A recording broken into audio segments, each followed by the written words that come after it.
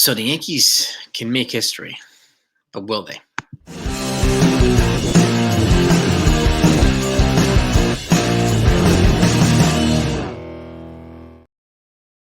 Hey everybody, hope you're all doing well. So the Yankees are in Washington now to face the Washington Nationals before they come back home and face the St. Louis Cardinals.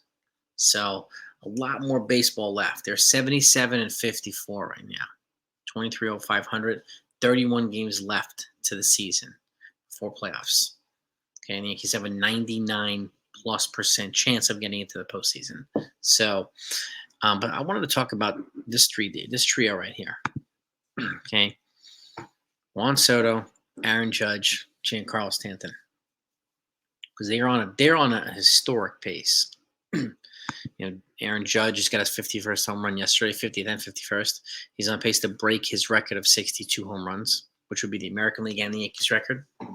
Okay, while Juan Soto is on pace for probably about 40 to 45 home runs, and Giancarlo Stanton, even though he's missed probably 30+ games, he could still get 30 home runs right there together as well, which would become one of the most feared and historic tandems in Major League Baseball history on a team. But does it even matter if they don't go all the way and get a chip, win the World Championship? That's the goal. Okay. And obviously 162 games is a marathon. So playoffs starts your sprint. So they still have, once you get into the postseason, you've got to win 11 games. 11 to win the whole thing.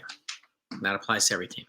So, and the Yankees are in as good a spot as any to not only go make a deep postseason, but maybe get to the World Series. I do think that they've got to win the division first. It gives them a more favorable playoff outlook, favorable playoffs bracket or setting. So, and I do think they're in a good spot to do that. But still, 31 games, a lot of stuff can happen, as well as the Baltimore Orioles too, right? So, you let me know what your thoughts are, gang. And again, I'm going to continue to talk about this, especially when we're on potential historic pace here. So I want you to know what's going on. So if you like regular Yankee talk, you like joining live streams, taking part of the discussion, you like being part of a wonderful community, you just want to be updated on every news that happens in the Yankee land, make sure that you're subscribed to this channel if you haven't done that yet. And just hit the notifications too. And I thank you so much for it. Okay, really, your support means the world. And I'd love to have you as a member of the 161 family.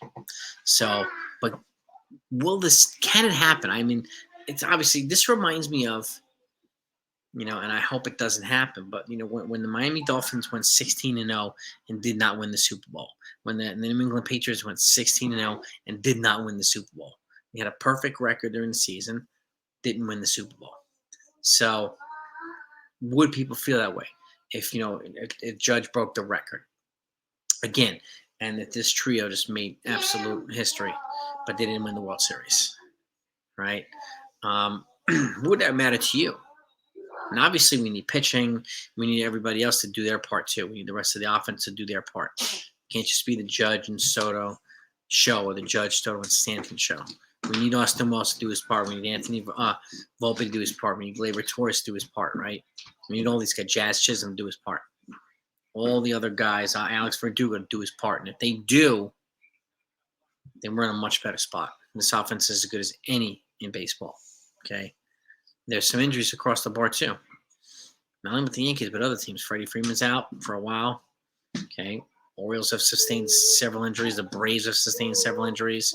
The Phillies are relatively healthy, so I would be keeping an eye out on them. I'd keep an eye out on the Padres and the Diamondbacks, too, in the NL West, okay? And keep an eye out for the Royals and the Guardians and the AL Central. So, and obviously the Texas Rangers and the Houston Astros in the AL West. The Astros are not going anywhere. They're going to be a tough one. That's one of the teams I worry about most in the American League. But I do think we have the firepower to get past them. But we've got to be firing on all cylinders. We need these guys to continue to do what they're doing. Really, really, really do. Again, you give me your feedback. Okay? And I have another piece of news, right?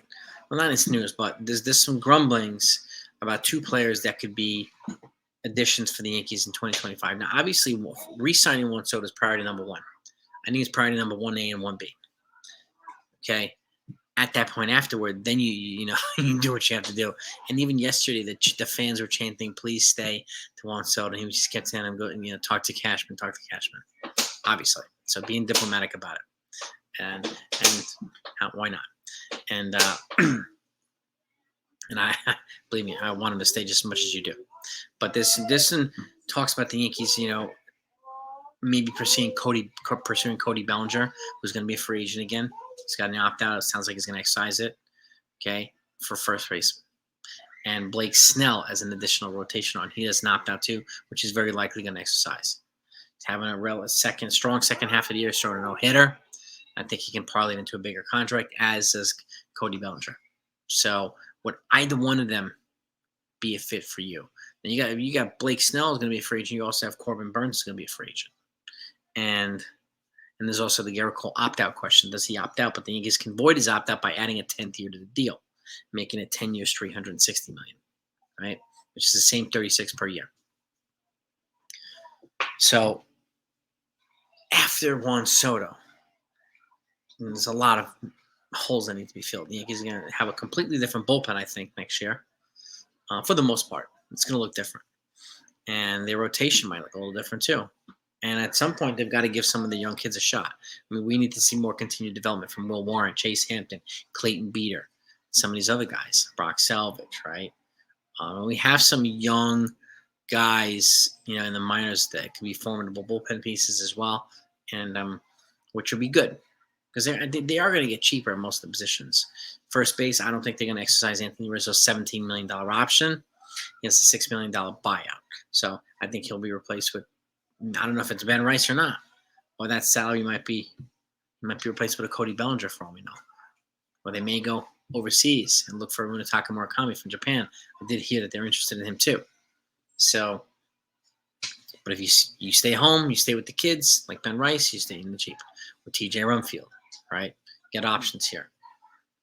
Now, other positions, bullpen. I mean, I think, unfortunately, Gleyber Torres has cost himself probably $100 million in free agency.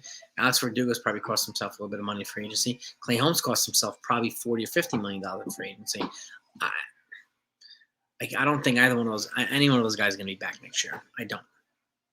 And I thought there was maybe a 50-50 chance of Clay Holmes, but, the year that he's had and the problems that he's had makes me think the Yankees might go to another direction. But back to the subject at hand. Soto, Judge, Stanton. Do they need to win a chip, a title, for you to say, to really their legacy cemented here as a historic trio here? Give me your thoughts. Give me your feedback.